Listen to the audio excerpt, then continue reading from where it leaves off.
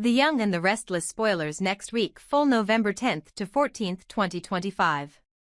The storm gathering over Genoa City was one of those that did not need thunder to be felt. It moved quietly through offices, hospital corridors, and luxury penthouses, through boardrooms and bedrooms where the same faces who once held the city together now worked tirelessly to destroy one another.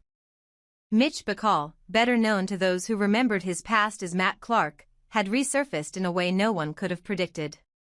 To the untrained eye, he was just another powerful man in a tailored suit with secrets, but to those who had lived through the chaos of his earlier years, his name alone sent ripples of unease through the city's polished calm.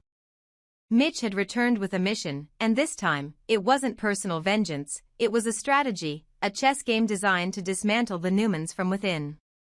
And the first pawn he intended to move was Detective Burrows, a woman who understood how to navigate moral gray zones far too easily. Under Mitch's order, she was to dig into Noah Newman's life, not for justice, but for leverage. Mitch wanted every weakness, every lie, every connection that could turn the son of Sharon and Nick Newman into the key that unlocked the empire's collapse. At first, Burrows hesitated, wondering why Mitch Bacall, a man with influence and resources that stretched far beyond the city, cared so much about Noah. But Mitch's motives were never transparent. He had been rebuilding himself quietly for years under the name Bacall, masking his identity behind philanthropic ventures and corporate acquisitions. He was no longer the reckless predator of old but something far more dangerous, a man who had learned patience. And now, as the investigation into Noah began, Mitch's plan began weaving through the cracks of Genoa City like smoke, invisible yet suffocating.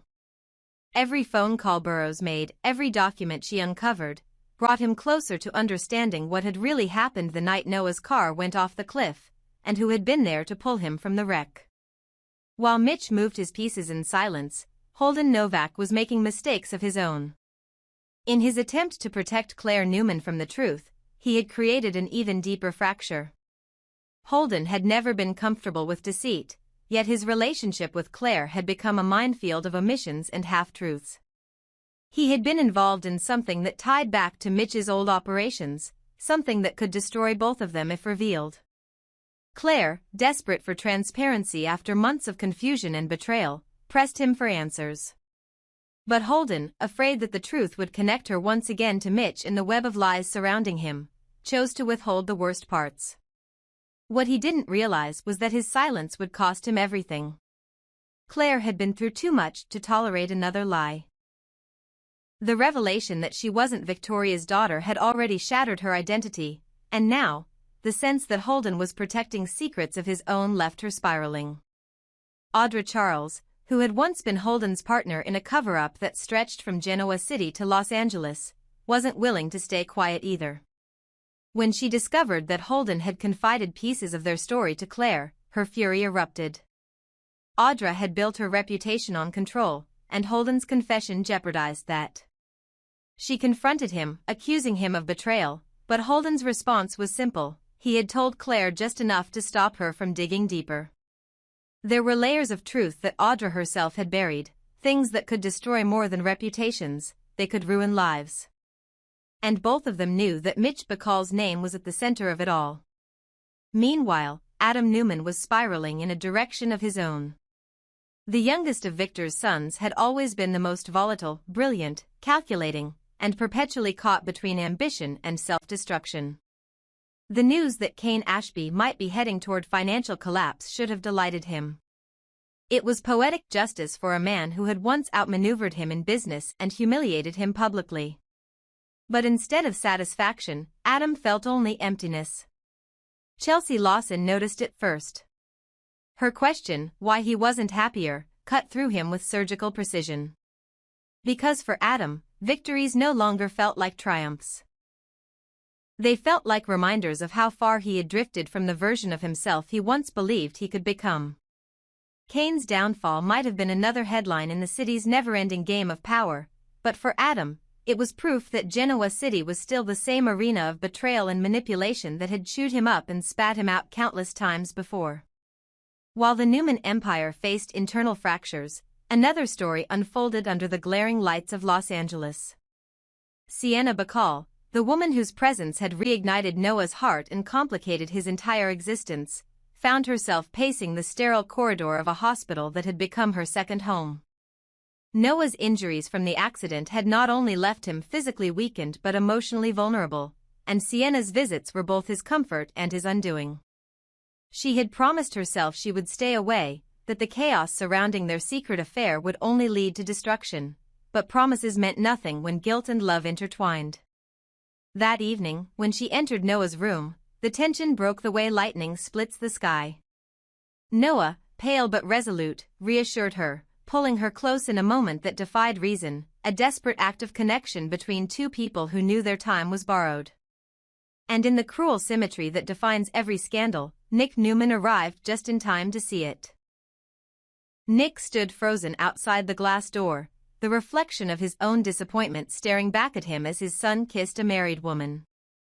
For a moment, his rage was not directed at Noah but at himself. He had always feared that his children would inherit the same reckless passion that had driven his own mistakes. Watching Sienna and Noah together confirmed it. He turned away, not wanting to make a scene in a hospital, but his anger was already rising like a tide. By the time he reached Sharon, the words had already formed.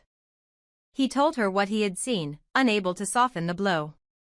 Sharon, who had fought so hard to keep Noah stable after everything, felt the ground vanish beneath her. They confronted their son that night, both demanding explanations, but Noah's silence was unbreakable. He offered nothing, no apology, no denial, no timeline. His eyes were distant, like a man already beyond redemption.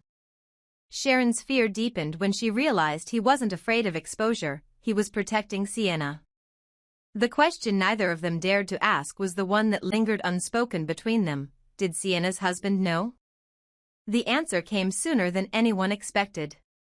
Within hours, whispers began circulating through Los Angeles that the truth had surfaced.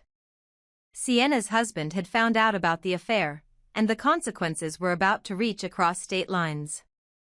As if on cue, Mitch Bacall made his next move. From the shadows of his office, he gave Detective Burrows her next order. She was to return to the Newman Hospital, the one where Noah was still recovering, and handle the situation. Mitch's tone was calm, almost detached, but the meaning behind his words carried the weight of finality. Burrows understood. Her target was not just to gather information anymore, it was to eliminate a problem. Whether Mitch truly intended to kill Noah or merely intimidate him remained unclear, but those who knew his history feared the worst. Mitch had always viewed people as pieces on a board, useful until they complicated the game. Noah, through his entanglement with Sienna, had become a complication of monumental proportions. If the affair became public, it could derail not just Noah's life but also the fragile alliances Mitch had been cultivating. And there was something else at play, something that tied Noah's accident, Holden's silence, and Audra's fear together. Mitch's interest in Noah was not personal vengeance but strategic necessity. There was something Noah had seen or heard before his crash, something that could expose Mitch's entire operation. Eliminating him would erase that risk. As the week unfolded, the tension in Genoa City became suffocating. Chelsea watched Adam retreat further into isolation, tormented by memories of the lives he had ruined and the ones he couldn't save. Audra struggled to maintain control as Holden's conscience began to crack, fearing that the truth about their past dealings with Mitch would destroy them both. Claire drifted between confusion and clarity, realizing that every person she trusted was hiding something. And Victoria, still haunted by her own failed quest for truth, sensed the darkness returning to the family once again.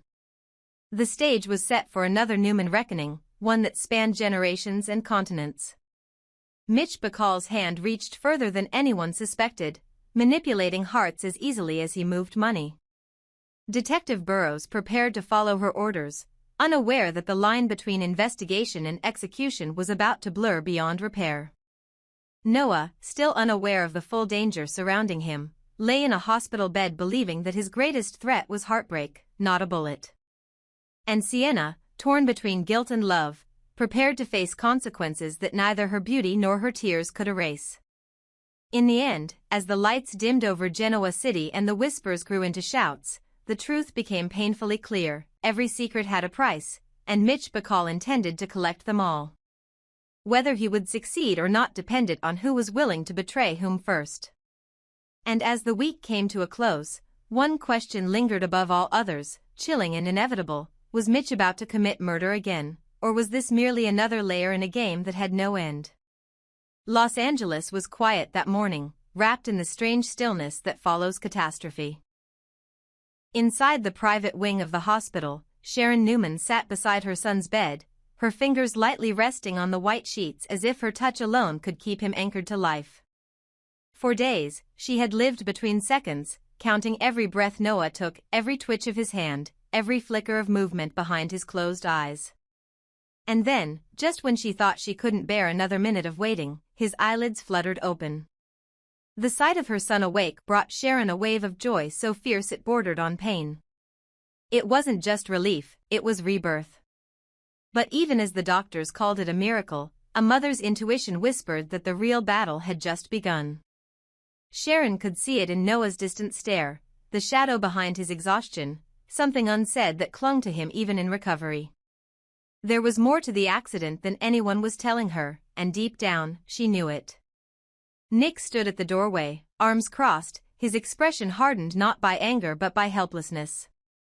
He had been trying to piece together the chain of events that had led his son into chaos, how Noah, the one who had always avoided the family's darker entanglements, ended up nearly dying on a mountain road in the middle of the night. The official story was incomplete. There were gaps, too many for comfort. Sharon had asked questions, but the answers she received only deepened her suspicions. Every explanation sounded rehearsed, every detail half-true. And then there was the name that kept appearing in whispers and reports: Mitch Bacall. The name stirred something cold inside her, a recognition that reached back years into memories she wished she could erase. When Sharon first heard that Mitch was connected to Noah's accident, she had tried to dismiss it. People rebrand themselves all the time, she told herself. The world was full of new names for old sins. But when she saw him, when she looked into the eyes of the man now calling himself Mitch, she knew. Beneath the polished facade and the false humility was a ghost she thought had been buried forever. Matt Clark. The man who had once haunted her life and the lives of everyone she loved. The realization sent a chill down her spine. It wasn't just that he was alive, it was that he was still playing the same cruel games, only now with new power, new patience, and new victims. As the shock wore off, rage began to take its place. Sharon was not the same woman she had been when Matt last crossed her path. She had endured too much, survived too many storms to let another one destroy her. The days that followed Noah's awakening were filled with quiet calculation. While Nick pushed for legal intervention and Victor began making calls through his network of investigators, Sharon relied on something simpler: instinct. She knew that if Mitch Bacall truly was Matt Clark, then no amount of denial or manipulation would conceal it for long. She began digging into his background, tracing his business ventures, the names of his partners, and the paper trails he had left behind. Every lead confirmed what she already suspected: Mitch was not just hiding a new identity, he was rebuilding an empire of deceit, and her son had somehow stumbled into the middle of it. By midweek, Sharon's composure began to crack. Each piece of evidence only enraged her further. She had spent years forgiving ghosts, Adam's betrayals, Nick's mistakes, the endless wars within the Newman family, but this was different. This was a direct attack on her child. It was one thing to go after her, but to drag Noah into the darkness that Matt had once inflicted upon them was unforgivable. The anger she felt was maternal, primal, and unrelenting. It was the kind of rage that turned love into armor. By Wednesday, Sharon no longer wanted explanations, she wanted justice. When she finally confronted Mitch, it wasn't a planned encounter. She caught him outside a corporate meeting in downtown Los Angeles, his tailored suit and charming demeanor fooling everyone around him but her. The moment their eyes met, the world seemed to shrink to silence. Sharon's pulse thundered in her ears, her body trembling not from fear but from fury.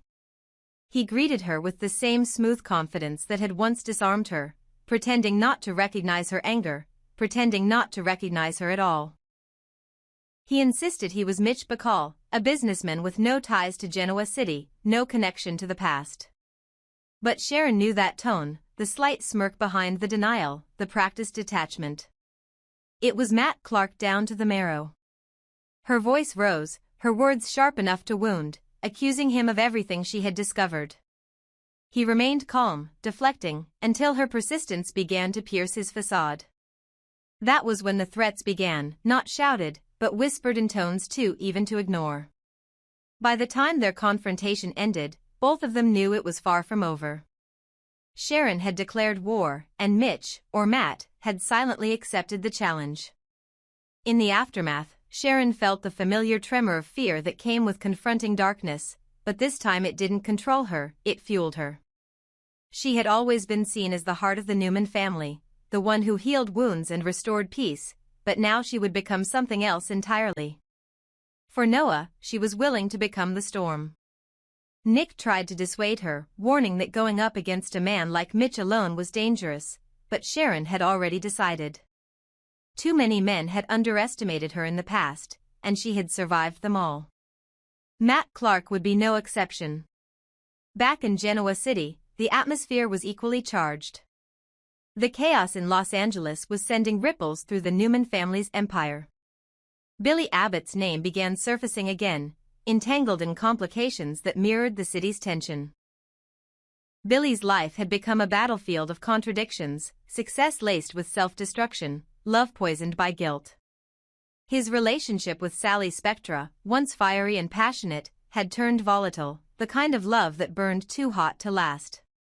Their arguments weren't about simple misunderstandings anymore, they were about values, ambitions, and the unhealed wounds each carried from past mistakes. Sally, ever the survivor, wanted stability and purpose, but Billy couldn't give what he didn't possess. His loyalty was split between his desire for redemption and his addiction to chaos. Early in the week, the two found themselves at odds again, their differences not only emotional but existential. Sally saw a future she was desperate to build, while Billy saw a past he couldn't escape. As the days unfolded, the stories from Los Angeles and Genoa City began to intertwine, forming a web of deceit that stretched from one coast to the other. Sharon's pursuit of Mitch's identity began colliding with Billy's unraveling. Rumors spread that Mitch had ties to one of the companies Billy was investing in, a connection that raised more questions than answers. Victor Newman, always several steps ahead, started to notice patterns others ignored, the sudden flow of money, the movement of assets, the overlapping names that hinted at something bigger than a single man's deception. What began as a personal vendetta for Sharon was evolving into a corporate war, and by the time she realized it, she was already in too deep. Nick, torn between protecting his mother and confronting his own anger, found himself reliving the pain of watching his family fall apart piece by piece. He blamed himself for not preventing Noah's entanglement with Sienna, for not stopping the accident, for not seeing through Mitch's facade sooner. Yet beneath his guilt, a sense of dread grew stronger.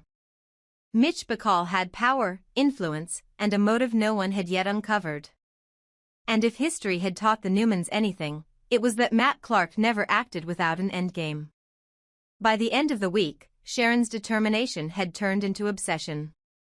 She spent sleepless nights combing through files, reaching out to contacts, retracing every move Mitch had made since his supposed reappearance. Each new discovery revealed another lie, another name, another secret. What terrified her most was not what she found, but what she didn't. Mitch seemed to exist everywhere and nowhere, a man built entirely of shadows. And yet, through the haze of deception, one truth shone clearer than ever: Noah's accident had not been an accident at all. Someone had orchestrated it, and the more Sharon looked, the more the trail led back to Mitch. In her quiet moments, when exhaustion threatened to break her, Sharon thought of the son she had nearly lost, of the man she had faced in the daylight who once tried to destroy her, and of the promise she had made to herself, to never again be a victim of his cruelty. Her fear had become focus, her pain had become purpose. She was no longer just a mother fighting for her child, she was a woman reclaiming her power from the man who once took it. And as Los Angeles glittered beneath a fading sun, and Genoa City prepared for another storm, Sharon's silent vow echoed through both worlds. She would bring Mitch Bacall's empire crashing down, even if it meant burning everything she loved to do it.